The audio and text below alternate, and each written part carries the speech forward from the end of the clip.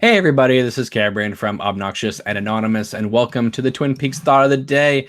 Today is Friday, October 26th, but my guest is it's Saturday where Yes, she it is. is the 27th. It Yeah. is the 27th of October where she is, and of course we all know Millie making her long-awaited return. Thank you so much for coming. Ta-da! Thanks for having me. Well, it's great to have you here. So what have you been up to lately? I don't know when the last time you were on, but I know it was before the Australian talks that Sabrina and everybody went down there to do. Is it right to say that you went to all five of them? No, Oh, no. okay. I would have had to have sold my house or something. It was so I got the VIP gold pass, and that was $500. So included in that was a meet and greet with people and some photos, and got to sit up the front. And I did get to ask David Lynch a question, but that was sort of by default. All right, so back up. Okay, so you throw down $500, and this isn't like a weekend thing. This is like what, 2 hours or what? Oh, look, I think it was probably about 3 or so. Yeah, maybe 4 even. Maybe a 4-hour thing. Okay. Yeah, So then because the meet and greet was fairly, well, not slow, but it was probably a good couple of hours upstairs meeting everybody. And then the what was panel it? went for a good. Was it like everybody rushed in there, or is it kind of one at a time go in? How does that work out? Well, they had them sort of divided up. So there was also platinum tickets that you could get, and they were closer to $1,000. And for those platinum tickets, you got sort of to go in first, have a little bit of time with the stars without anybody else floating around, and then you got to hang out with them afterwards. But at the time when this came out, I, excuse me, actually thought that I was losing my job, and I was like, $1,000, $500, or $90 just to go and sit in the audience. But I thought it was possibly a once in a lifetime opportunity, particularly being here in Australia. So I forked out the 500, and so we're lining up out the front. If this had been Los Angeles, you'd probably have another opportunity, right? So you're just like, okay, this Correct. is how often do they come down here? So now, what did you get Correct. for And $90 was just the show? Did you get to like meet anybody then too, or no? Just $90, you're in and out. That's it. yep, so $90, and you're in pretty much when they opened the doors for just the panel part of the show. And then they played a couple of David Lynch short films afterwards, so you got to view those as well. But you didn't get any of the meet and greet or the after party stuff. The platinum all went in first, and then we were allowed upstairs. So it was just pretty much a really big foyer with the centre cut out of it to see down to the bottom floor. And the first person that I get thrown in line to meet was Cheryl Lee and Dana Ashbrook, and they were standing together. And I wasn't quite ready for Cheryl Lee, because I think that was the most. So you thought they were going to like build up. You would get like a little Christabel, little Kimmy Robertson, then the end would be Cheryl Lee and Sabrina all at the end.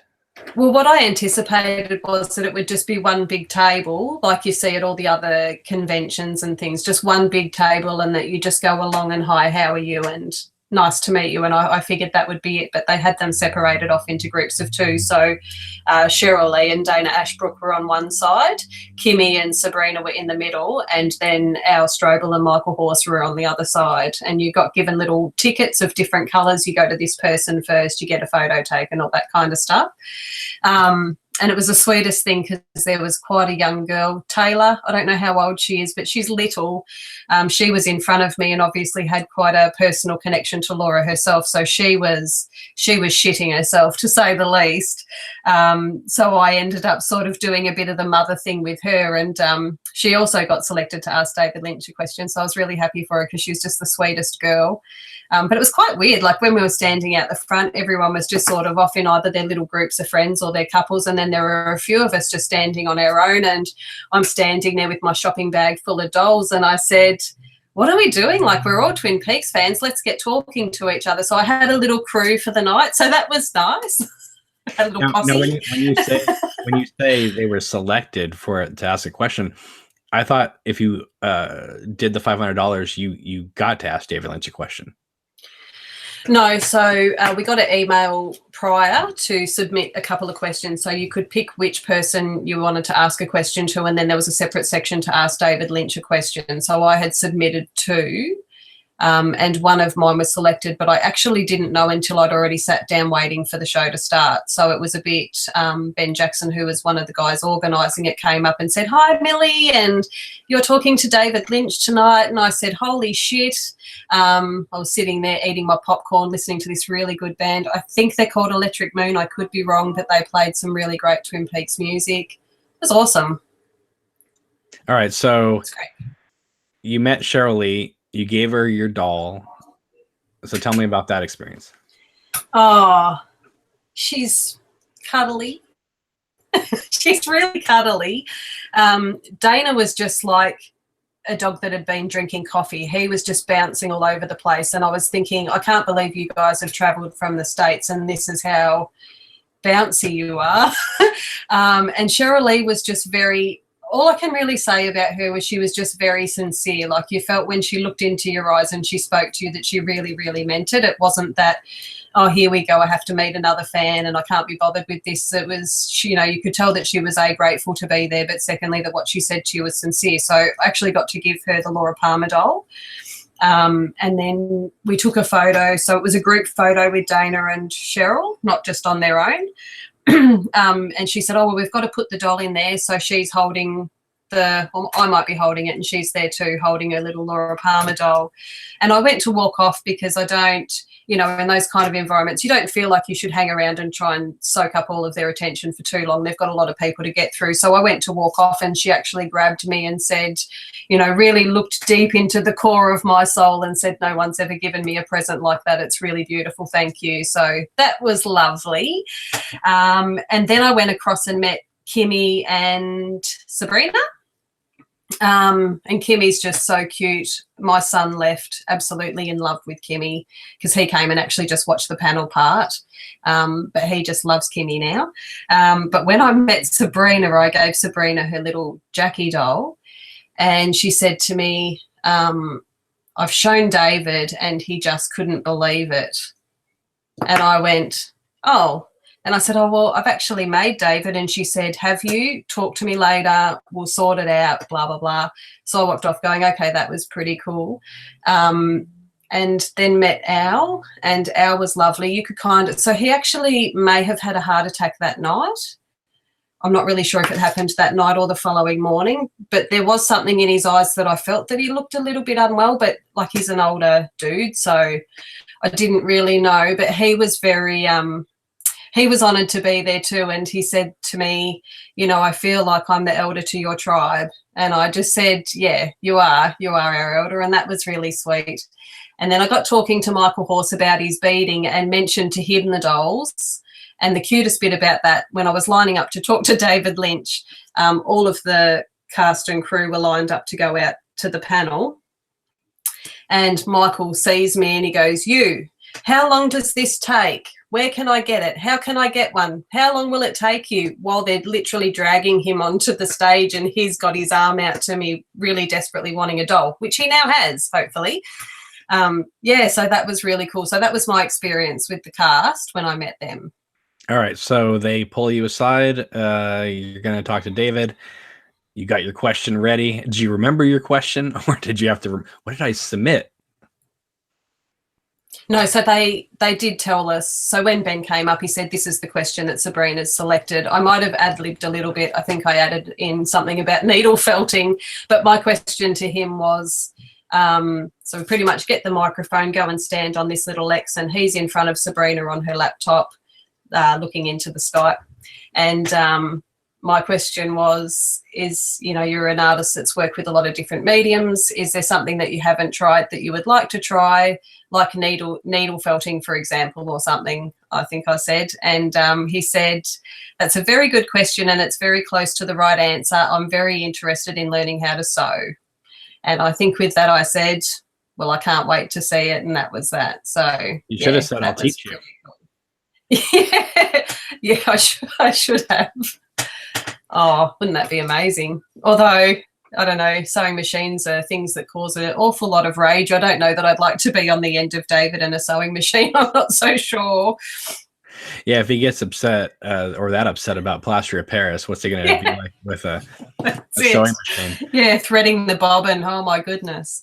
Well, we know that he's really interested in virtual reality. So which this is gonna this is really gonna make me laugh when because there's a lot of obviously David Lynch and Twin Peaks fanatics out there, right? Do you know how much money it's going to cost them to get a virtual reality setup in their house to be able to do this like all the time? It's going to take thousands of dollars for them to do that. So I'm curious to see which of the hardcore people on Twitter are actually going to plunk down that kind of change to have a virtual reality Twin Peaks experience permanently in their house. Look, I'm considering it. Yeah. You are? Yeah. Oh, look, the reality, I don't really leave my house very often. So I keep saying I'm going to go over to North Bend. Well, I've been saying that for, I think, about, 25 years or so. So probably not going to happen anytime soon. So might be a good alternate. I remember when I was in high school, I thought to myself, okay, when I graduate high school, my graduation present to myself will be to drive up to the Twin Peaks area and have like a solitary vacation. I didn't make it up there until like over a decade later. So, so you're thinking about investing in this Twin Peaks virtual reality. Oh, look, my hope would be that if I wait a little bit, it'll come out on PlayStation because we've already got one of those. That'd be great. Hint, hint. Collider, whoever you are. Colliders, it's interesting. They for a long time they were just like an entertainment website, and then they took over the AMC Movie Talk studios, and they have a YouTube channel called Collider, and they talk about all the current comic book movies, Star Wars, that kind of stuff, and they have podcasts and stuff on YouTube as well. But now they're really branching out. Obviously, if they're doing something with Showtime, coordinated with David Lynch. Honestly, I was really surprised because I didn't see this. I didn't see this coming at all. I know that because Orley was doing his thing on over here, and getting a lot of recognition from it. Even Welcome to Twin Peaks was like writing articles about what he was doing. And then all of a sudden it was just like, oh, by the way, we're doing this like official Twin Peaks virtual reality thing. It was just like, oh, okay. Like it was just very surprising.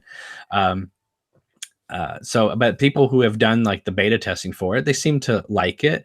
Although they say that you're not as movable as you can be in a lot of other virtual reality stuff. Like you can kind of turn around, but you can't like, walk a lot and move through your whole house and stuff like that. But who knows? There could be advances. So in the technology. Yeah, I don't cope with it very well. It does tend to make me feel sick. Yeah. Well, especially if you're trapped in the red room, but you're in the bathroom for real, so. Yeah. Yeah. Well, I would definitely buy it if it was on a platform that I already had. Yeah.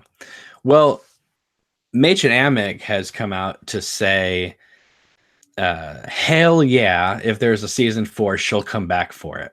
And I saw that headline. I thought, that's a news story. Like, of course, Machen Amick would come back. I mean, she's on Riverdale, but all David Lynch has to do is say we're doing Twin Peaks, and she'll be back because she's a loyalist. What you want to hear is like somebody you don't expect to come back. Like if they do season 4, Michael Onking says, "Hell yeah, I'm coming back." Like, you know what I mean? Like that's that's what you want to see. Because Machen Amick, she's a given. But I miss that friendship so much. I really did. I felt that absence in the return of Coop Well, I think everybody did, and I think that was kind of the point too. Although we do know that Sheriff Truman Harry Truman was supposed to be that Truman in the show. It's just Michael didn't come back, and I'm glad he didn't, because if he had come back, I think it would have disappointed people even more if like you had Michael Onking there and all he was doing was dealing with the nagging wife, meeting Lucy and Andy's kid, and then getting like shot and his hat just does like that. Like, I think people would feel a little upset that like there wasn't more of a something. So I'm kind of glad. And literally it became the brother. Yeah, he would have had 1 minute with Coop, really, when you think about it, at the end, and that would have been a terrible reunion.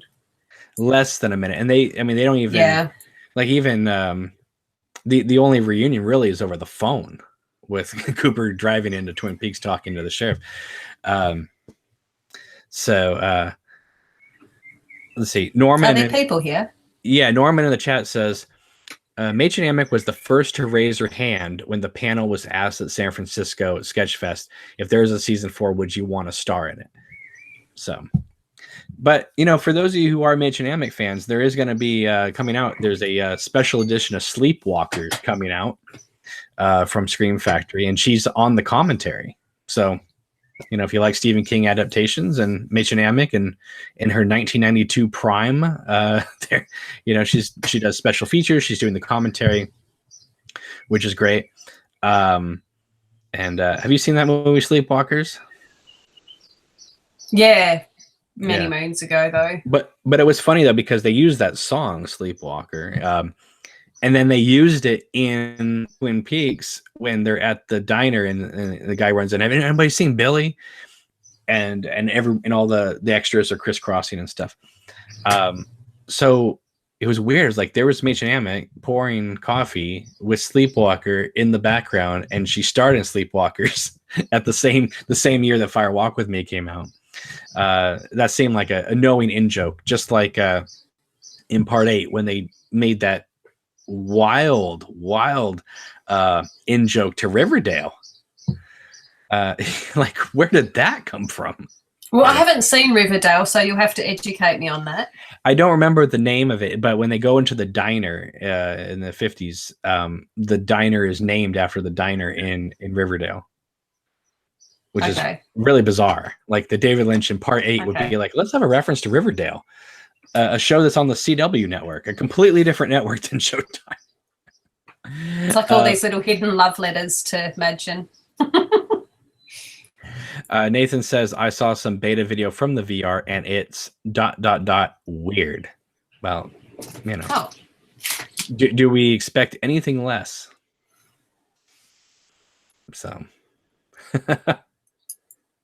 weird as in bad weird, because there can be good weird. Is it good weird or bad weird? I don't know. Rob says, can we be sure the script wasn't changed after Michael Onkeat bailed out, though? Well, the script was always changing because David Lynch was rewriting on the set. I've heard from numerous people that said that they had to wait because David Lynch was constantly rewriting right before they were shooting. And so they would get the lines right before they turned on the cameras. So yeah, I mean, things could change, but I don't think the overall structure of Cooper, Dougie, and all that, like, I don't think there would have been more of a plot with Harry as Truman, even given the structure they had. I mean, there wasn't room for that because everybody in Twin Peaks really kind of didn't do very much, so everybody was kind of in a standstill. It was like once Cooper got stuck in Dougie, it seemed like the whole world got stuck too, so, but what do you think, Millie? I'm hearing rumors. I don't know what these rumors are about, but I'm hearing rumors that there is going to be some sort of an announcement about something at the end of October, but I have been tricked by these announcement rumors for months now. Every time I think, well, they're going to say something about something, it's nothing. So I don't want to invest any thinking into it. But I mean, and of course, the pinnacle was the Comic-Con when Amy Shields dropped that tweet that there was going to be a big announcement. That the big announcement. I don't think we're going to get an announcement and a panel. I think that's maybe a little bit too boring for David Lynch. You'll find another way. So when people are dropping dates, I'm thinking, I don't think anybody really knows. No, of course not. And I don't even, who knows if it's about Twin Peaks at all. It could just be, hey, I'm coming back to Showtime and we're doing Mulholland Drive. I just so desperately want more. I know it sounds really greedy. I know David Lynch is a busy man and I know he wants to paint and all of that kind of stuff, but please, fair go. Now, what's this I see on Twitter? Did David Lynch leave Twitter? Oh, I don't know. I don't hardly go on Twitter, I must admit. Yeah, I don't really go on there very much, but I saw people pleading for David Lynch to come back to Twitter. So I don't know if I don't think he quit Twitter, like his name's still there, but I don't think he's posting as much as he used to. But I don't think it was really him posting anyway. Like, yeah, that's what I heard too. Yeah, I mean, maybe when he first started, but not now. Nathan says it was weird, the VR. Like, the characters don't look much like who they are representing. The evolution of the arm has no head. It's just a tree. It looks like it needs work. Well, they're starting. They probably wanted to get some sort of beta test for the UK festival. So, but sorry, I'm just trying to find David Lynch. Sorry, I'll stop. I was looking for David Lynch. He is still there. But he's quiet. Well, I know he's there, but when was the last time that Twitter account posted? Well, I feel like the last time he posted, he told us that the gun we like is going to come back in style. Oh yeah, probably. Well, there was something he said at the Festival of Disruption. Was it him or was it?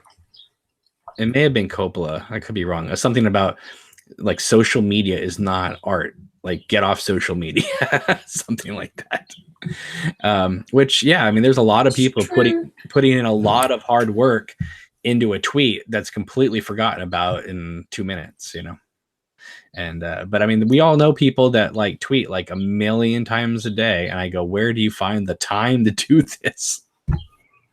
It's pretty amazing. Yeah, no, I don't. I don't have that much to say, I think. Let alone time. So I saw this article today, and hopefully I can bring it up here. David Lynch is writing the foreword to Ringo Starr's new book. Says he's written the foreword for the new book called Another Day in the Life, Ringo's picture book. Ringoism in book form. Hooray for Ringo and this beautiful book of peace, love, and happiness. Okay. Oh, well, that sounds lovely. So there you go. Is David Lynch's very cute. Yeah. So for all you completionists out there, get David Lynch's forward in Ringo Starr's book. So can I backtrack a little bit, because yes, before Melbourne, because I haven't talked to you, I haven't talked to everybody for a while, but before Melbourne, Christabel and Rebecca Del Rio performed in Hobart, which is the little island off the end of Tasmania, off the end of Australia. And every year my sister, we have our birthdays in the same month, so we do like a sister trip, and I've dragged her along to yet another Twin Peaks event. But anyway, I just wanted to say that it was amazing, and I know people do a lot of Christabel bashing, but she was just incredible. And at one point she picked up her guitar and they were playing the Pink Room, and she's mesmerizing, and I kind of thought, I'm having a lesbian moment. Like, she was just stunning. And I just wanted to make sure that was said, because if anybody's kind of not so much in love with Christabel, you might be after you see her perform. It was really good. And then Rebecca Del Rio was lovely too. That's all I wanted to say. Well, I have to say that when she first came on in the show, David Lynch has a way of, he likes using musicians in acting roles, and sometimes they're better than others. And I felt that she at times was good, and other times I felt like she was a little off. But I think it also has to do with the fact that the cast didn't know what they were shooting from day to day, and it was shot out of order. Because her first scene that she shot was the Matthew Lillard interrogation, which I think is one of her best scenes. So some of the scenes that I feel like she was kind of off were later in the shoot. But I take back anything I ever thought about Christabel not being right, because when she tweeted out to, the support Queen of Hearts, that was it. that was it. I became, Christabel fan because nobody asked her to do that. Nobody tweeted at her to do that. She saw the campaign and on her own, she did that. So she obviously has a heart of gold. And I don't know if one of the criticisms was that she was a bit posy, but she actually moves like that in real life. Like when when David refers to her as an alien, it's quite correct, but it's a very attractive alien. And just a cute little story to that, she got her doll too. And later on, I'm checking social media and it pops up that she's doing a photo shoot with her doll at the hotel, and she's got the doll posing in the hallway. Very cute. But she picked up a little earphone case and said, "Oh, is this her handbag?" And everyone was apparently laughing at her because it was a little earphone case, which I think is very sweet. She was lovely. Yeah. Halzak says, "I love Christabel." Nathan says her work with David Lynch is awesome. Dougie says a season 4 would probably smash some theories. Probably. It would probably smash everybody's theories. Because nobody saw Laura Palmer in a gold ball coming, because that completely changes everything that we thought before. I feel like watching that now. But no, I saw that post that she made of the doll in the hallway, and I thought that was pretty awesome. So I mean, you've been getting. I gotta tell you, because when we first met, I don't know where you were in life, but I think that you were making your dolls, you were getting a little bit of attention, and then I just think in the last year it's just really like boomed for you. Like, is that am I remembering this correctly? Because when we first met, I don't think you were getting all this exposure that you're getting now. But then again, you weren't making your own little videos, you weren't being able to meet the stars at that time either. So I feel like you've gotten quite a reputation in the last year of us knowing each other, just from that you didn't have when we first met. Hopefully not a bad one.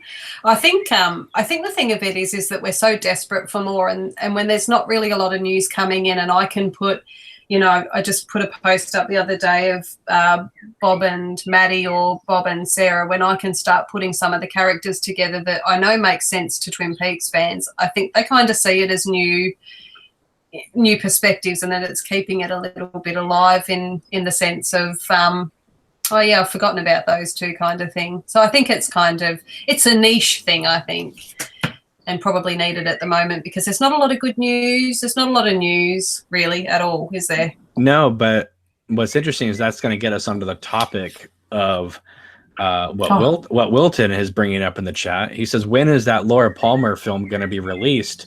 And it got released. You better go watch it. It got released today, actually. You can find it on YouTube. But what you were mentioning too is after you're done here. Yeah, but what I'm saying is that you're making these short little videos with the dolls, and I think they're fantastic. They're coming out really great. But this just again shows that it's the fans, the fan art, the fan films, the things like that. That is what's keeping it alive. I mean, for 17 years, when there was no Star Wars movies, people were doing that. They were writing short stories. They were making fan films. And that's what keeps the buzz happening. So anyway, if you have not seen the Laura Palmer film, check it out.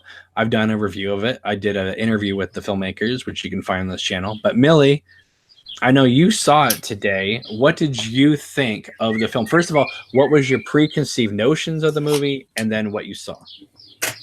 So I had watched the trailers, so I had a fair idea of what I was getting myself in for, and I watched your interview post watching the film, so just so people don't confuse if I was influenced by you. But I did agree with you on one thing, in that I felt it was a little bit of a shame that they did use so much of the old dialogue, because I think that they were talented enough to just give us all new stuff that we hadn't heard from Laura, from Donna, from but that guy, Charlie, is it? Mm-hmm. What planet is that person from? Because that acting was just amazing, and I too forgot that I was watching one person do all of that. Was an attractive person in every role, whether he was playing male or female, I thought.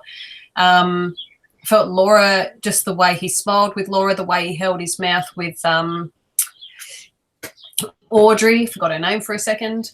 Yeah, wow.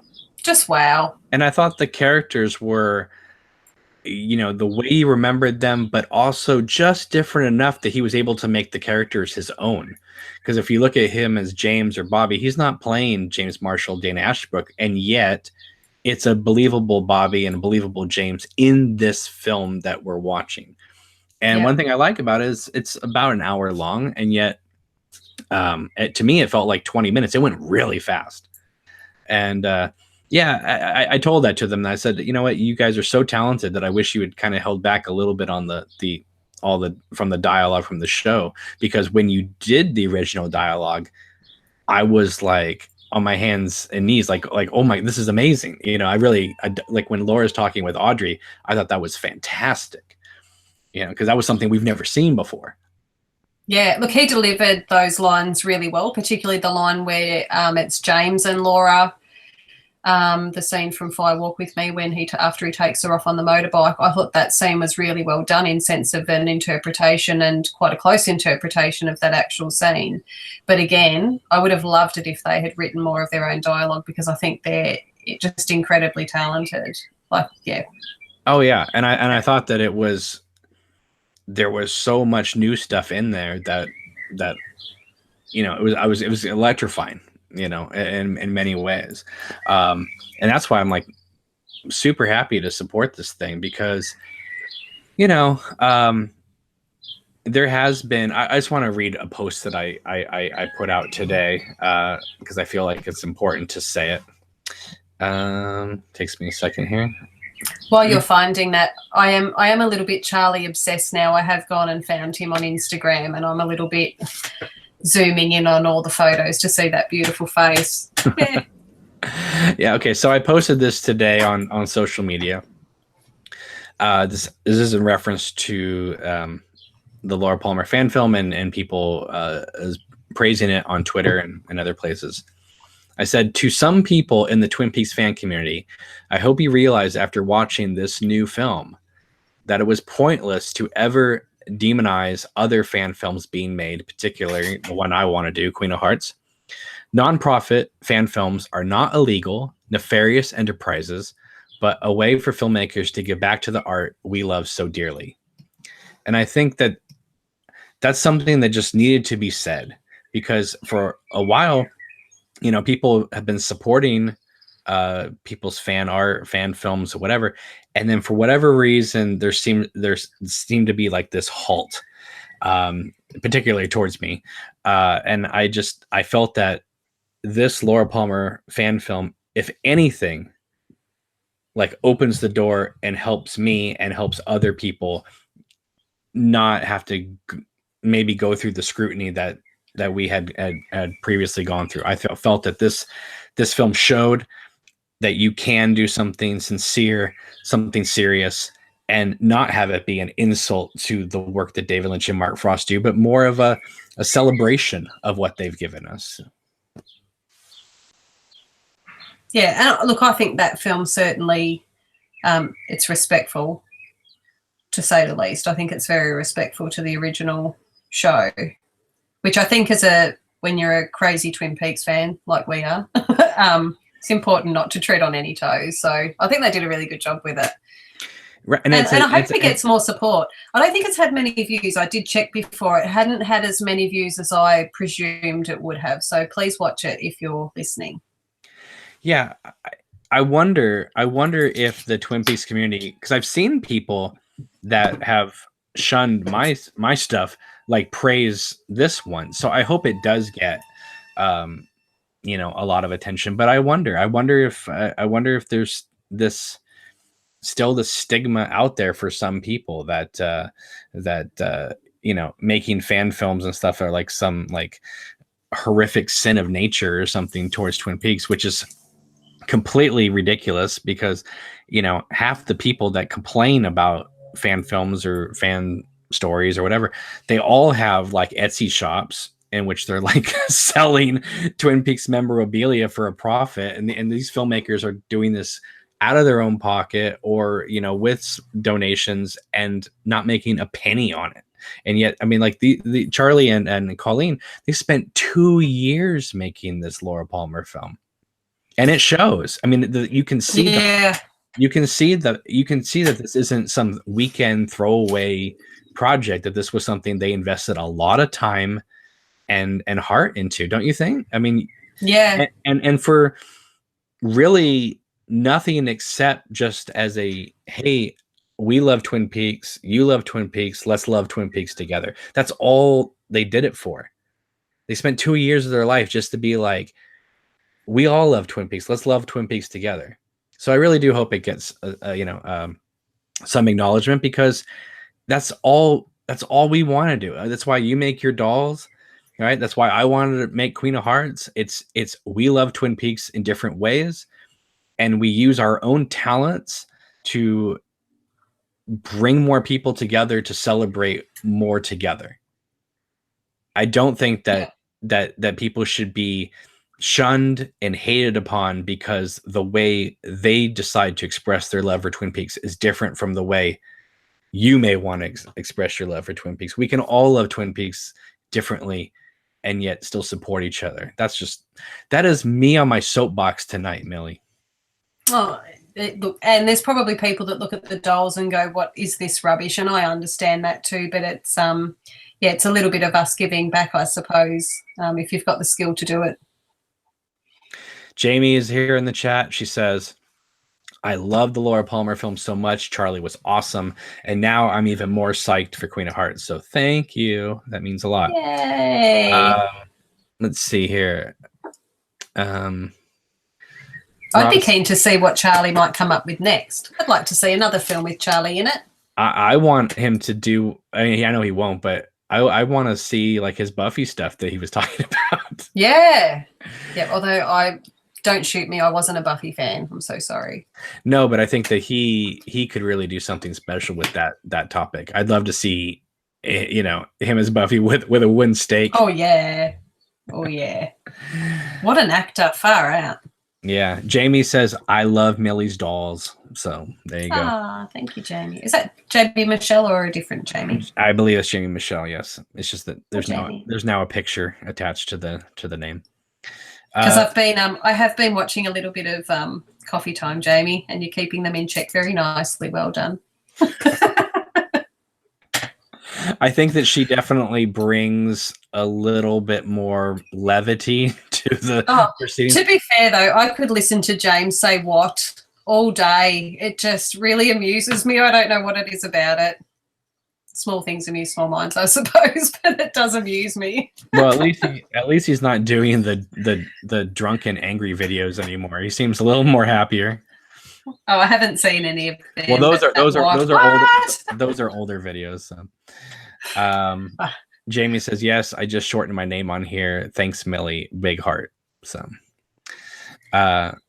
Rob says, I would like to see a spin-off story with the 119 mother. Yeah, likewise. But what would you do with her? She seems like one note.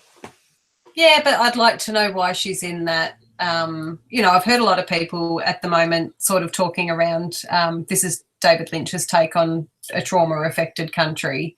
And I think when you look at her, something's gone on there. So I'd like to do some, I suppose, retrospective views of some of those characters that we only caught a slight glimpse of. Not all of them, but she would be one, definitely. Well, I think there may be some truth to that. If he's saying that the atom bomb is what helped open up a gateway to allow the Black Lodge people into our world, then it almost seems to suggest that since the doppelganger's been out in the world and Cooper's been trapped, that has unleashed some sort of hellish vibe in the world. And so the world has been at a standstill. It's been rotting. It's almost like when David Lynch was talking about Marietta Fortune in Wild at Heart, saying that character is dying inside. That's what I feel like he turned the outside world into. It's like the world is dying because the doppelganger Bob was in Leland, so he was in a human, but the doppelganger is not human. So you have Bob inside a not human entity walking around in the world. It would kind of shift the axis of the planet a little bit, you know. So anyway, that's just the way I kind of look at it. Yeah, I've kind of bought into that whole "is it Babylon working" theory. Is it Babylon working? I could be wrong. I don't know. I mean, yeah. But yeah, I mean, it's I mean, there's stories about everybody, you know. That's kind of the, you know. So, but anyway, Jamie says I'm having fun on coffee time. So that's what matters, Jamie. Good. Have fun. But don't be afraid to call them out on their BS when they cross that line. Oh, she should come in here and say hello. You are welcome to come on, Jamie. Just send me a message on Facebook, and I'll send you the link if you want to come on. Let's see here. There's a story running around. Phoenix New Time says, "Firewalk with Me proves that David Lynch is a horror movie master." So this is a discussion I've had with people for a while now. It's like, you know, is David Lynch a horror filmmaker? What do you think? I don't know, because I don't really do horror films, and I could watch David Lynch all day. So I don't know. I think his films are scarier than most horror films because, you know, they by dealing with surrealism and dreams and nightmares and that type of thing. I mean, you're talking about a whole other thing here. You know, Wes Craven played a little bit around that, but Wes Craven was nowhere near the surrealist that David Lynch is. So, yeah, look, I would say more unnerving probably than some. I don't know, some horror films you can watch them and always feel separate from them. But, and I know Twin Peaks is just a show and it's not reality. People have to keep telling me, but yeah. Oh, come on. It's reality every second of the way. Yeah. So what are you working on now? What's your new dolls you're working on now? So I just finished making Audrey 2 puppets, which nearly killed me. So I've had a little bit of I closed the Etsy shop down over that time because it was every night. It was terrible. I hated it. I really hated it. It looked great in the end, but it was just such a lot of work that I didn't, you know, I just went to this meeting and went, oh, I think I could make the puppets. And then they went, yay. And then I went, oh, wait, maybe not. But we got there in the end and it all worked and nothing fell apart. At 8 people, it did what it needed to do. So I've just had a little bit of a rest, but I have just made Bob, and I'm currently making somebody else, which people have been asking me about for a while, which is Chester Desmond. Oh, wow. Are you going to make him disappear? Well, I can. I might make him reappear. Can you give us a preview of Chester Desmond? Do you have a head made or you got to talk? There he is. He's naked. Oh, wow. Yeah, we can't have that on YouTube. We just censor that. No naked bald Chris Isaac, please. It's not going to look like anything until he's got his hair on. But yeah, and I'm also making Alice for Mary. All right, we have an update here. Oh. Let's see. Jamie says, "You know, I'll call them out." And then she says, I'd come on, but I'm sick with the flu another time. So let's get better, please. Dougie Jones says he thinks that Lynch and Frost are writing season 4 right now. Norman so says, Festival of Disruption just ended though, didn't it? Like literally a week ago, 2 weeks ago. Yes. And nothing was said there either. Although what's really interesting is Showtime is still involved You know, Showtime's involved with this VR thing. They're involved with the Festival of Disruption. So if they're done with Twin Peaks, then they're done with Showtime. But Showtime's still involved. I mean, what is Showtime doing involved with the Festival of Disruption? Do you know what I mean? It's like it obviously says they're still together. They're still working together on something. Otherwise, Showtime Showtime doesn't fall around Claire Danes after Homeland and says, you know, when you do a garage sale, we'll sponsor you. You know, so, you know. I just want them to tell us. I don't need to know what's happening, just that it is happening. That would, and then I can relax. Well, what if they told you that we're planning at this moment to never go to do Twin Peaks again? Would you be okay with that just because at least you would have some closure in that area? I mean, would you just want to answer either way? Well, I don't want a bad answer. I don't want an answer just for the sake of an answer. But I think, but don't you think that maybe Lynch is, I mean, he's doing this on purpose because whether they announce something or not announce something, it's allowing people to continue to dream and think about the show. I mean, I don't know any season of television from a couple years ago that is still going on tour. You know, Hawaii Five-0 season 8 is not going on tour, you know, to Australia. To the chagrin of many fans, I'm sure, but you know, so it's so weird to me. Like, I understand it was a limited event series, but at the same time, it's like it still was a season of television from a couple of years ago, and they're still riding it out. You know, they're still. I mean, Dana Ashbrook and James Marshall just went to the Rock and Shock in Massachusetts, a convention there. So these actors are getting this renaissance of convention appearances, and an interest in them is back, you know, when it's been, you know, for so long they didn't have that going for them. I mean, you know, James Marshall couldn't get a job for a long time, you know, he was sick for a long time too. So so it's nice to see that everyone's getting this. I know they want to come back and do something, but Lynch has never, you know, has never been that way. You know, he's never been like, well, you know, I think I'll give them a job. You know, he just does what he wants to do, and then if he has a job for you, he has a job for you. You know. Speaking of Dana, during the panel, glass, and it had.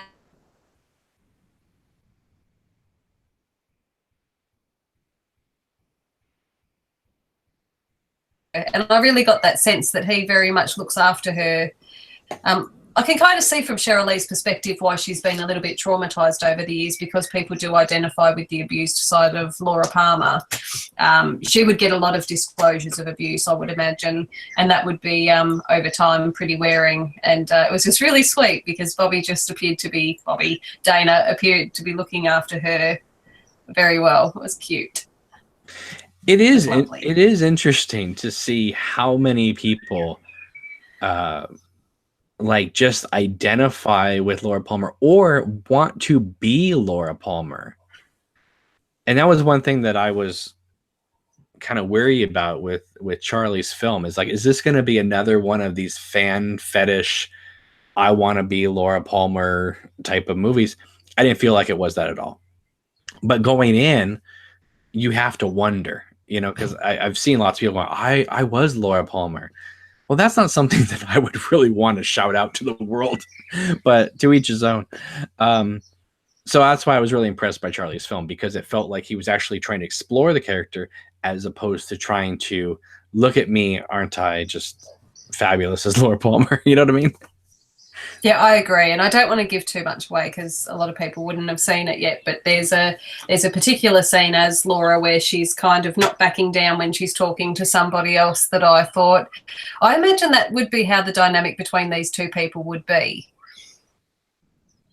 I have no idea what you're talking about. There's a scene where she goes upstairs to see Ben Horn, and Ben's not there, but Audrey is. Oh, that's one of the best scenes. I'm so sorry. Spoilers. But I've already been talking about that scene. Oh, great. Okay.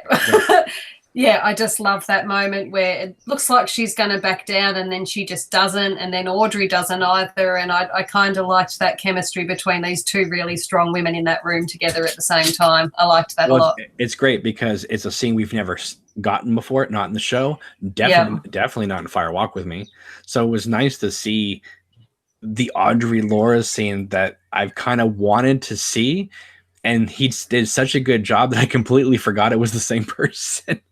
I was just you do. It's bizarre. Yeah, because he's playing almost everybody. So when you're cutting from yourself to yourself to yourself, you just have to naturally suspension of disbelief goes. I mean, out. I mean, it takes a minute or so to kind of get into it, but once you're into it, it's like, wow.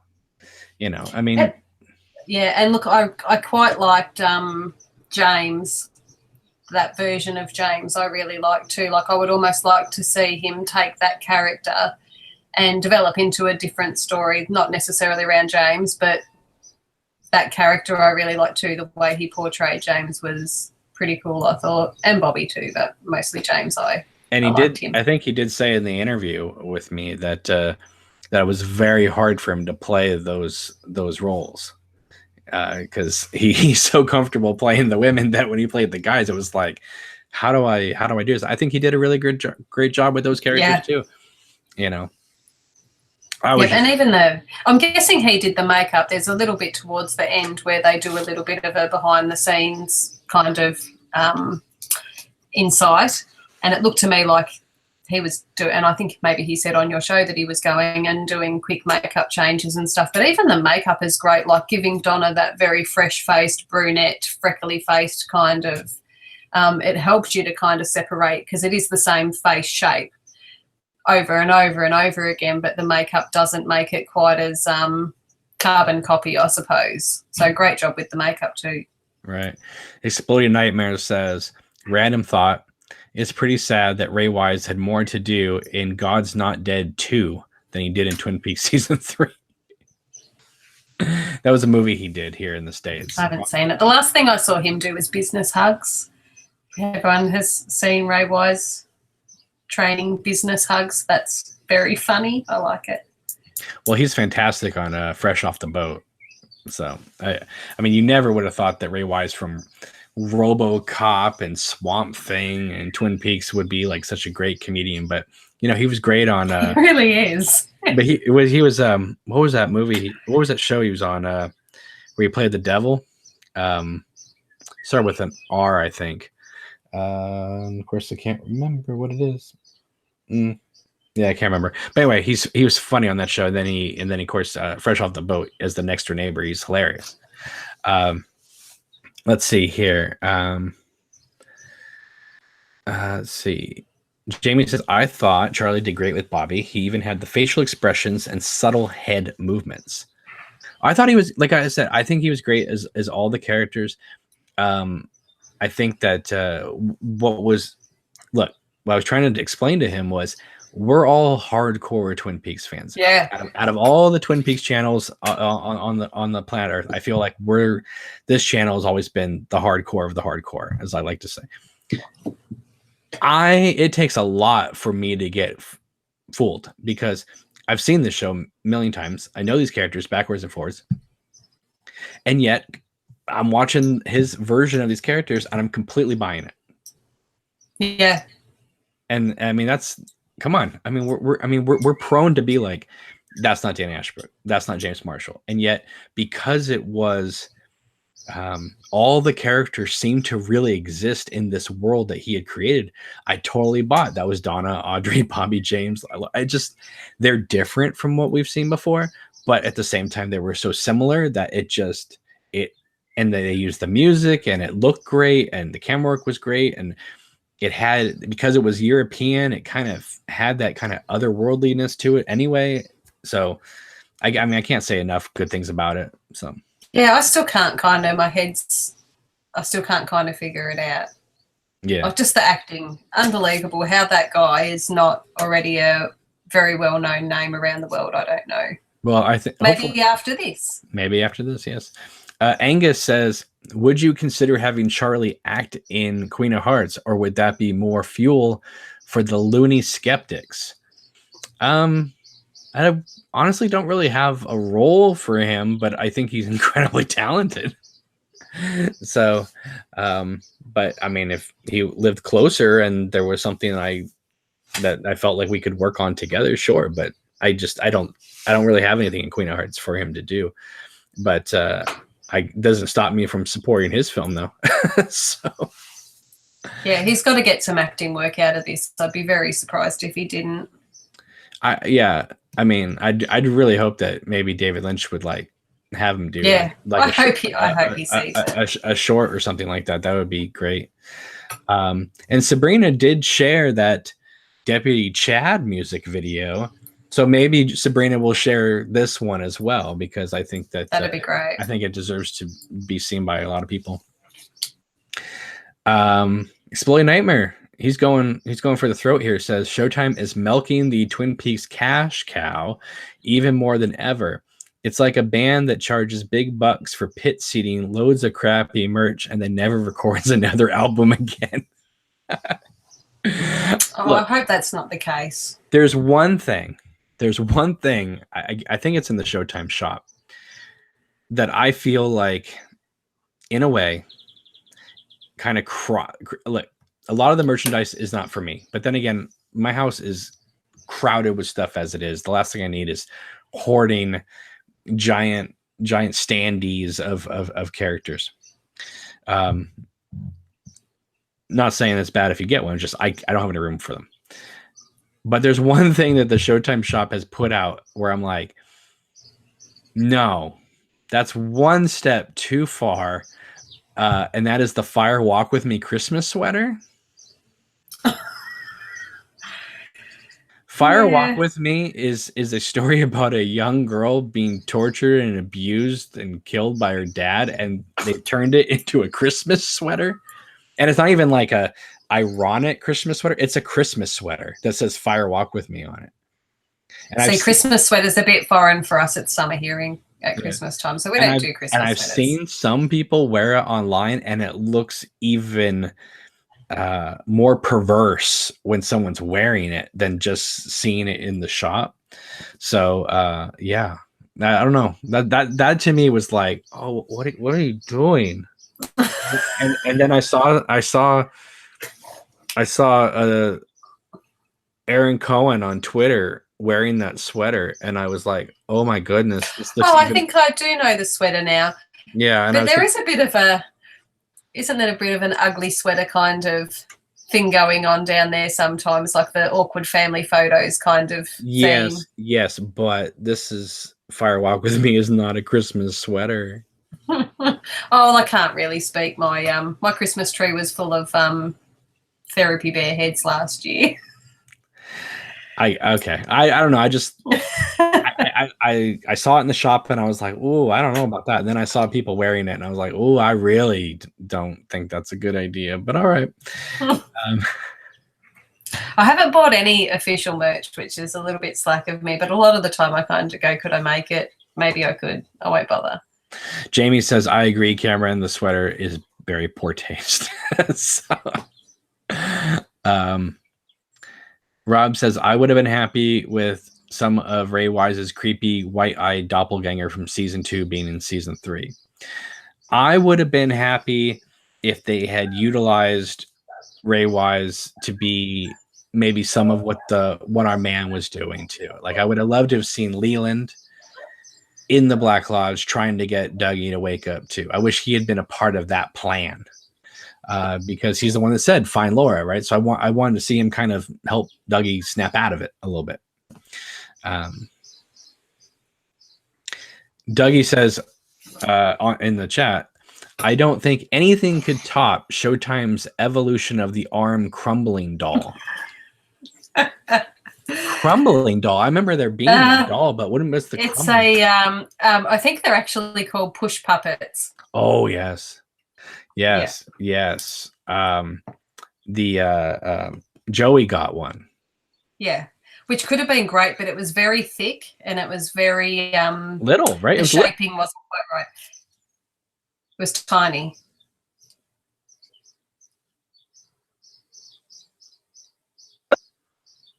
I'm sorry, I guess it cut out. It was just very little, I thought. Yeah, it was little. Needed to be longer and a bit thinner and a bit more defined, and it would have been a really cool toy, I think. So I do like playing with them. I've said this before, I'll say it again. If I was in charge of Showtime marketing, I would be going to Etsy and Pinterest and find these talented artists and sculpture makers and painters and photographers from the community and employ them to make stuff for the shop. Because I mean, they're making it anyway, right? Some of them are selling it, so why not just get them to sell it for you for Showtime? You know, because some of their stuff is outstanding. Yeah. And I wish that Showtime would have. I mean, they seem to like people's pictures and retweet stuff too. I mean, I don't think they're very as active as they used to be, but when they were doing them, they even retweeted some of your dolls. I mean, why aren't you part of the official Showtime shop yet? I don't know, but let me tell you, if I was in charge of Showtime marketing, I'd be on Skype right now with you, you know, trying to make that deal, you know. I don't know how it would work because I'm not a machine, but I have no, but you could send them the plans and then they could make them. You know what I mean? Well, that's true. That's true. Yeah, I don't know. I think there's something nicer than that's not mass produced and that no, of course, gone into it. Yeah, I'm just saying that I wish you were part of the official Showtime store. That's all I'm saying. Oh, I wish too, because then I could quit the day job and go and hang out with David. That'd be great. Not sure he'd love it. Angus says they should sell Fire Walk with Me matchbooks. Now, see, that's more appropriate than the Christmas sweater. Yeah.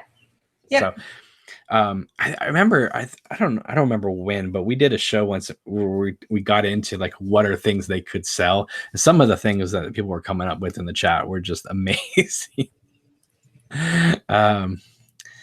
Let's see. Wilton says, I was just thinking, have you ever considered that Bob always inhabited doppelgangers all along? This would change things. Well, we know Leland wasn't a doppelganger because he was quite normal through most of season 1 until he snuffed out Jacques. So. And he was a child, so I don't know. Yeah, he grew. He grew into Leland. It's kind of like that theory that people have been saying for a while. And see, I think that there's things in Twin Peaks and in David Lynch's work that you can theorize about, and you can say, this could be, or this could be. And then I think there are things that are, if you're paying attention, there are definite things. Not everything is a theory. Not everything is an 18-page essay. And one of those things that I personally feel, I know everybody has their own stuff because again, it's a theory, but I think it's pretty definite that Sarah is not Judy through seasons 1, 2, and Fire Walk with Me. I don't think that if she was Judy and Bob was in Leland, right? Then Bob is with Judy the entire time. He wouldn't need to seek her out through all of season 3. He would know where to go. My feeling is if Bob is the evil that men do, and Sarah is feeling all this guilt and remorse after everything that's happened, and she had the bug inside of her, when Judy breaks out of the glass, then the bug is the beacon. She knows where to go. And therefore, when I think that when we see Sarah watching the lion attack, that is sort of the first. We don't see that moment until after Judy busts out of the glass. So I think that Judy doesn't inhabit Sarah until season 3. And that, if Bob is evil the men do, then Judy is just the remnants of, the guilt of feeling like you did something too, that you may have been too passive, that you allowed it to happen, and it's eating her inside. So much so that she's going to, rip the throat out of a trucker. She's going to mimic that lion and eat that trucker. Although I do wish that they had gone back and had that trucker be Leo or something like that. I think that would have been great. Another thing, I just want to throw it out there. I wish there had been a mention of Hank Jennings in this new season, just because at the end of season 2, they make a point to say that he's not getting out for 25 years. And so I think that would have been a cool thing to kind of just bring up, maybe instead of that guy talking to Norma about her pies and maybe we could have had a replay of season 1 of somebody trying to talk to her about, well, Hank's getting out of jail soon. Are you going to give him a job again? And then that's when she gets back together with Ed. Like, that would have been a cool thing, So, let's see here. Hazel says the bug is the beacon, says Cameron. Let's see. Angus says fire walk with me lamps that flicker on and off. What? Yeah, flicker on and off with sparky noises. That would like a strobe. Mm-hmm. That would sell. Stephanie says, hello, it's good to see that everyone is still alive. Angus says, firewalk with me railway cars for maybe those miniature train sets you could create. Has somebody ever done that? Has somebody ever built the town of Twin Peaks? I don't know, but it's making me feel like as a miniature set, like a miniature like town, like in Beetlejuice or something like that. And you could just, that would be that would be amazing. If I had the room, because I've got the Palmer house, and if I had the room, I probably would. I'm going to go inside the Palmer house next, so I'm going to make Laura's bedroom. I think is the next thing that I'll make. That's actually. Are you gonna make it like one giant big dollhouse? No, because I just don't have the room. No, but so you're going to build the room separately, or is it going to be part of the outside frame of what you already have? No, I'll just build it just like little stage sets. I think I'll just build little sets and just use it so I can put the dolls in there. And because now I've got Bob, I'd really like to have Bob in behind her drawers. Let's not do recreations of that scene from Firewalk with Me. Like, I don't want to wake up on my Facebook page and see that moving on my wall, please. Well, I'm sorry, but it has to happen if I ever get there. I keep saying I'm going to. I just went and bought double-sided tape because I wanted to have a crack at making a pop-up book, Twin Peaks pop-up book, and I haven't gotten that far. And I've also bought stuff to make some Twin Peaks hand puppets, so we'll see. I've got my life back a little bit, so well, that's good. I'll get back in there.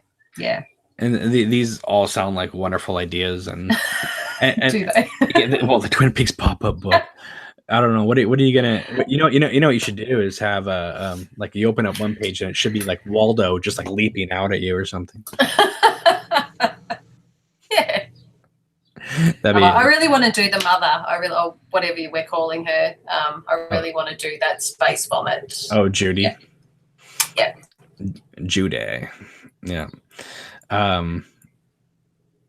Let's see. Oh, now they're quoting the turkey jerky scene in the chat. I loved every minute of Sarah Palmer. I just loved her. Not enough Sarah Palmer. No. If they were to come back, ideally, and I know we don't get to choose or vote, but if they were to come back, I would love to see more around the Palmers. I'd like them to bring Leland back somehow. I want more Sarah Palmer. I want more Kerry Page. I want more Laura Palmer. I have a question for you. Do we have any indication what Amanda Seyfried thinks about Twin Peaks? I don't think I've ever seen her talk about it since it's come out. I mean, was she happy with it? Or was she happy with her role? Is she, because like, I mean, she promoted Mamma Mia too, which is actually a pretty good movie, but I don't think she did any press for Twin Peaks. She kind of just did it and just, that was it. And off she went, did something else. Yeah. I'm curious to see what she thinks of it. What she thinks of Becky. Maybe they shot more with her and maybe she's like, oh, I wish they had used that. I don't know. Because she hasn't come out and said anything about it. So she's one of the few actors to not do like an interview about it. I really thought, I don't know when we really saw Becky, but partway through, I really thought that she was going to be the next Laura Palmer. I thought she was going to be killed just because she was so pretty. Not that if you're pretty, you deserve to die. Just she was. There's something about it that I had a few Laura moments with her. I didn't. I thought that when they did that whole scene with her in the car, and then all of a sudden I saw all these think pieces going, the new Laura Palmer, the new Laura Palmer. I was like, no, there's one Laura Palmer. She may be dead, but she still lives. I just meant I thought she was going to be another murder victim. Of who? She might be someone that Bob. But Well, Bob wasn't even in town. he was making his way there, though, wasn't he? That's true. If you could have cut out all that stuff in between. let's just be honest. The real big bad wasn't even the doppelganger. It was Audrey's kid. He was the real bad guy of the show. I love him. So I just made Richard for Eamon as well, because he was at Festival of Disruption, but that's now the third. There's a girl who has a little review blog thing, Stacey Still, or Stay Still Reviews, and she is just Eamon obsessed. So I just made his character for her out of Winchester. So I've been looking at that face for a very long time, and I can't fault it. It's a great face. So I don't care if Richard was nasty, he's still cute. Angus says you should set up a whole Twin Peaks themed bar in your basement. And Jamie says that she wants to buy a Bang Bang Bar sign. I'm surprised that's not already. I'm pretty sure it is a thing on Etsy. Oh, I'm sure. Stephanie says, yes. How about a Pete Martell percolator, fish not included? I don't know. What would I want? They honestly should do. I mean, I know they did the pop-up stuff, but did they? And they've done like the bar and stuff like that. But did they ever do like a real like One-Eye Jacks type of environment, or is that too? They don't want to like advertise themselves as a brothel. But I mean, that would be amazing to like go in and like there's poker tables everywhere. Yeah. And, I think that would be kind of a fun like. The chips have a beak mark cut out of them. That'd be cool. Exactly. And, yeah, there's like, would you like to meet the new girl? they're all from Macy's, the Macy's perfume department. Those poor girls. Yeah, exactly. And just sorry, I know we've already talked about it. I even quite liked the Blackie scenes in the Laura Palmer fan film. Oh yeah, well I think quite liked the One-Eye Jacks. Oh yeah, well Blackie to me has always been one of the most underutilized but effective characters. Like I love her character, and that has always been a sore spot for me for Firewalk with Me. It's just I think. I don't want to see a throwaway line in a bar in a subtitle form saying, I haven't seen you since we were thrown out of One-Eye Jacks. Yeah. I'm like, show not tell, David. Let's see that scene. I want to see Laura and Ronette being thrown out by Blackie. Like that to me would be one of the most powerful scenes of all of Twin Peaks. Would be like, get out of here, you know what I mean? With her in that black dress and maybe with like all those other girls like fanned out from her and having, that would be incredible. So I always thought that was a missed opportunity, but that's just me.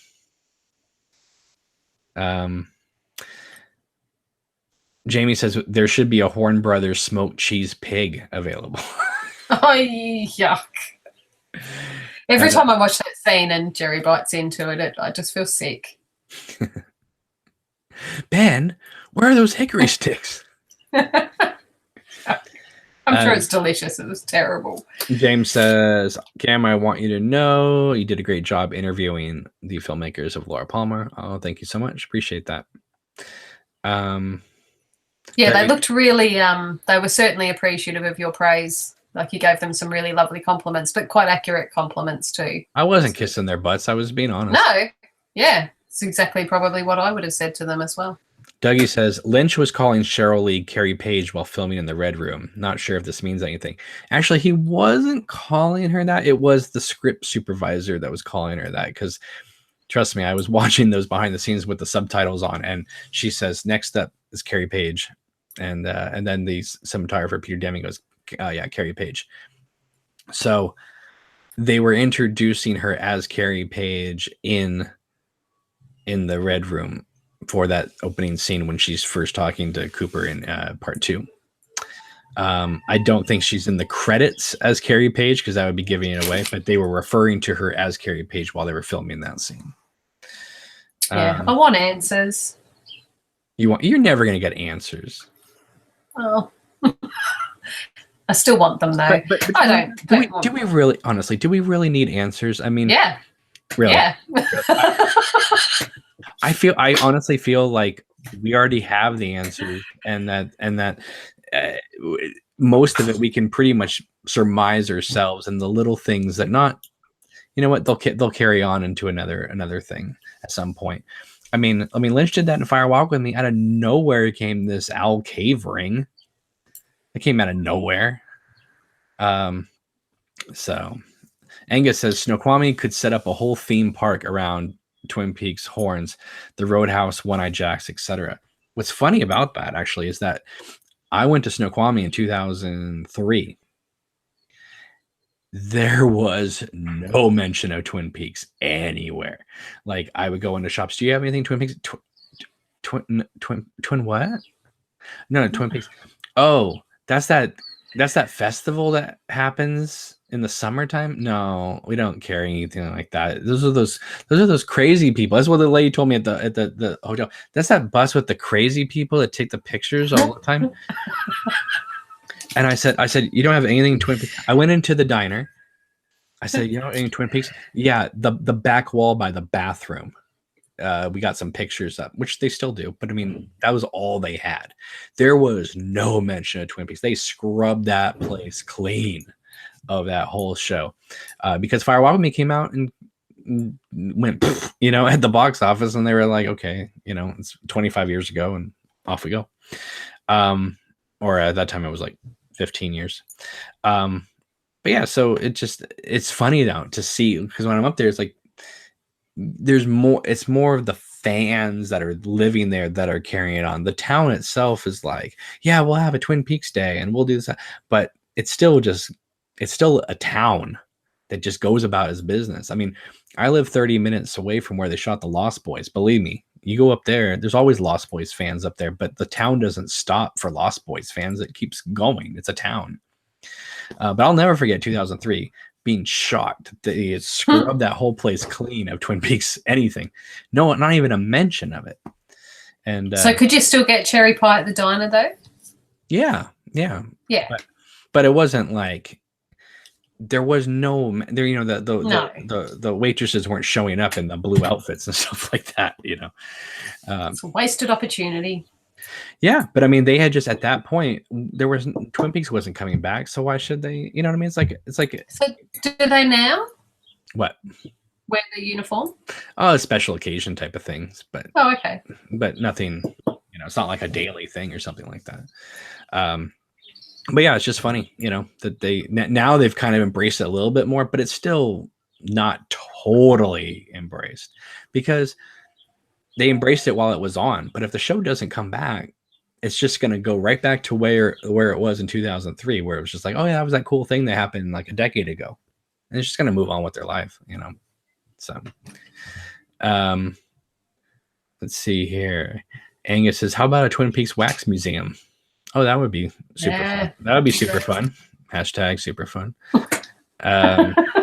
Rob says, "Oh, he's getting philosophical here." He says, "I don't want answers. I want more questions. I don't want more questions. I don't need more questions because it's too easy to ask questions. It's harder to give satisfactory answers. I don't need them to spell everything out. I just want them to explore what they've already given us. There's already enough to chew on. We don't need more." Until they've dealt with what they've given us already. I think ideally, and I know, but I just want a little bit of closure around Sarah Palmer. And yeah, it's not that I need answers to everything. I understand that not everything in life leads to a conclusion, but he kind of opened up this story and he's left it just all the blank pages afterwards. And I don't want it to just be filled with fan theories. I actually want David Lynch's perspective of what happens with Sarah Palmer. I'm going to ask you a question. Do you think he cares? I mean, about Twin Peaks or about Sarah? I mean, like, if he wanted that, don't you think he would have given us that? I think in a way he was sometimes it seems like he was more interested in the overall concept of season 3 than the minutia and details of characters. Like the themes of it seemed like he was more interested in that than the nitty gritty. Like he gave Kyle the performance, you know what I mean? But like everybody else kind of seemed to like have to take whatever dialogue or scene they were given and try to draw a performance out of that. Because I don't think there was enough time with a lot of the characters for us to really get a grasp as to a story arc or what they were going through. We kind of had to piece together what we could. Well, if it's deliberate, I think it's a little bit cruel. If it's not deliberate, then I'm going to suggest that there's more to come. Hopefully. Yeah. But I love you, David. We all do. Wilton says, I think they could give us more and give us answers both. I agree. Rosenfield 10 says, was the back of the double R painted with the entrance of Twin Peaks when you visited? I don't believe it was in 2003. It definitely is now. But that's the Welcome to Twin Peaks sign. Is that what they're talking about? Yeah, it's a painting on the back of the diner. Yeah. The real sign, I think it's gone now. Too many of the motorists in that area hate Twin Peaks. And so every time they would erect the sign, someone would knock it down with their car. It's quite an extreme response, but okay. So they stopped putting it up. Yeah, I would too. That's a bit of a shame. Yeah, well, it's kind of too tempting. It's just, they're like, this is Snoqualmie, this is North Bend. We're not Twin Peaks, But they don't understand that, like, Twin Peaks is a big part of why they make money up there. But then exactly. But then again, the Salish Lodge also right next to it has the casino, so they make a lot of money with that without Twin Peaks, and they make a lot of money just from tourism of the waterfall as well. So they don't need Twin Peaks, but Twin Peaks definitely is a big boost to the economy. Yeah. So we'll take a few more comments before we go. I don't want to keep Millie here all night, but I want to thank you so much for coming on, because I really wanted to do one of these videos, but I didn't really have anybody available tonight. And so I thought, oh my goodness, I'm gonna have to do it alone. So I appreciate you reaching out and saying, hey, let's do it. So, because it's been so long since you've been on, so I'm happy to have you here. Yeah, well, like I said, I haven't really had a life, sadly. Just worked my guts out. Well, I gotta say that your Audrey 2 plant that you made for the Little Shop of Horrors play was amazing looking. So I just want you to... Yeah, and it survived. But now they're just so I think they're talking about just selling it all off, and I must say that was a little bit of a kick in the guts, because it's been 3 months of every night after work going to this freezing cold shed and being covered in hot glue and contact adhesive and hurting yourself, and to the point where, and I don't do massages, but I did have to go and get someone to do a deep tissue thing because I couldn't walk. Well, I could walk, but not like a 40-year-old. I looked more like a 90-year-old. Yeah, so I'm now covered in bruises, but my back feels great. I gotta tell you, I had to go get a deep tissue massage over the summer, because when I was holding Mr. C for so long, my lower back just completely, like, it was it. You know what I mean? Because I was holding him, walking around, sitting with him all the time. So do you carry him in one of those things? I've done it a couple times, but it pulls on my lower back. So yeah, they're awful. So I basically just hold him with one arm and walk around with him. But I went to go get one of those. The lady there, she did 90 minutes, all concentrated on that one area. Oh, I'm feeling it. Right? Yeah. She brought out the hot stones. I mean, it was, and then she goes, "Oh, all done," and she leaves. I got up the table and I fell over. Oh, goodness. And it took me about an hour, even though I live like 5 minutes from this place. It took me an hour to finish getting dressed, walk to the car. I was out of commission for about 36 hours. Yeah. I couldn't move, I couldn't walk, and yet after it was over, I could just get up and I was fine.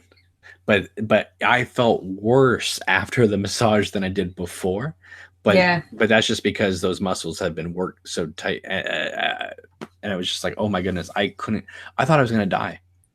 I was Yeah. like, I couldn't move. I couldn't move. I had Mr. C in a chair, Yeah. and I'm laying on the couch, and I'm like, Mr. C, I'm so sorry, but I can't get up. And so I would just feed him hanging off the couch. Oh. And he was so kind. He didn't cry. He didn't do anything. He knew I was in pain, so he took pity on me and just chilled out. And the next day I was still feeling a little bit, but then the next day I was fine. Perfect. It was Well, I had a little bit the opposite after mine. I picked my shoes up and I said to the guy, who was a big guy too, so when I saw him come out and say, all righty, you're ready, I was thinking, oh my God, those giant elbows are being driven into my tissue. But he was a lovely guy, but I picked my shoes up and I went, oh, I can pick my shoes up. And then I came home and said to my husband, oh, look, and I went to touch my toes and I got about that far away from my toes and went, well, I never could touch my toes, so it's okay, but look, I can bend over. A couple of days after that, I was really sore and just black with bruises, and feels great now. Feels like a 20-year-old back, which is pretty awesome. Definitely. Yeah. Those are girls here. Hey, it's great to see you. We're probably going to be getting off in a few minutes, but you can catch up on what we've already talked about. Rosenfield 10 says, yes, getting out of a car, in and out of a car is very hard with a sore hurting back. Yeah, that's hell on earth is what that is. You know, when you're using the the thing that hangs your shirts or dresses on as your guide to get out of the car, and your neighbors are looking at you like you're just like an invalid. It's horrible. It's horrible. I had that real moment of, am I now past the point of being able to do things? Like, is this just old age or have I hurt my back? I really had that moment of it's all over now. Like, it's just walking sticks and walking frames from here on in. But yeah. So far, so good. I can move. Yeah, exactly. All right, guys, we're gonna wrap this up. So, Millie, where can people find you on the internet? So it's Millie Moo on Facebook. That's my personal account, but I add people as soon as I see that you're a Twin Peaks fan. I'll add you, so that's cool. There is a ModPie page, MODPIE page on Facebook as well that I very rarely visit, but certainly Instagram I post everything, which is ModPie as well, and Twitter. I think I'm Mod Millie on Twitter. But you've changed your name on YouTube. Yeah. Now you're Trapped in Plastic, which is kind of cool. Yeah, it was to so what I want to do eventually is just make some little clips with the dolls and start uploading them to YouTube. Maybe they'll be to a narrative, or maybe they'll just be random. I haven't quite decided yet, but I've been a bit of a I'm going to person, and I need to really kind of settle on an idea and get some stuff done, but I'm all over the shop at the minute. I'm just overstimulated. Since Twin Peaks came back, or even just before, I've just felt like I've been on this roller coaster of overstimulation, and I haven't quite come back down to earth yet, but I will.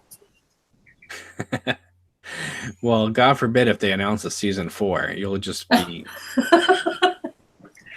You'll be flying to the White Lodge planet, and the giant will see you coming like the atom bomb explosion. Yep, you'll see my golden glow from where you are if they do that. I hope they do. All right, well, you know how to find me. Noxious Anonymous on Facebook, on Twitter. Mr. C has an Instagram account. This is Mr. C. He posts crazy pictures every day. And you can follow us. You can email us and follow us on Patreon and all that stuff. But everything should be in the links down below. So thank you so much for spending your Friday night talking Twin Peaks and David Lynch with us. We really appreciate it. It's been a while since we've done one of these videos. And I'm just so happy to be home again talking this amazing show with you, Millie. Thank you so much for joining me tonight, and thank you so much for your friendship and support. It really means a lot to me. You're just a tremendous human being, and I can't thank you enough for being there for me and for lots of other people in this community. You are the best. So I love you all. All right, everybody, take it easy. We'll see you soon. Take care. Bye. Bye.